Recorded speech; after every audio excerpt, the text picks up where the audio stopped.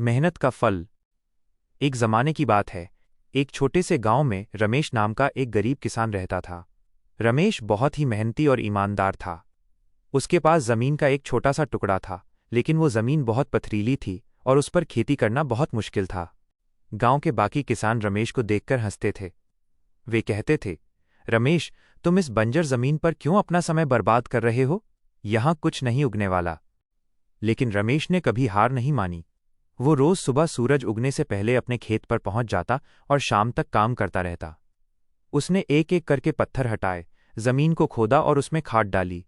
उसकी पत्नी और बच्चे भी उसका साथ देते थे।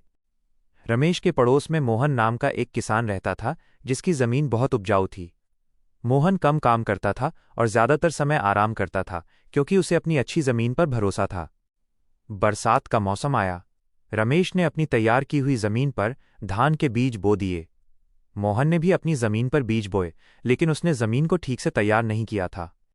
कुछ हफ्तों बाद रमेश के खेत में हरी भरी फसल लहलहाने लगी। धान की बालियां देखकर उसका दिल खुशी से भर गया।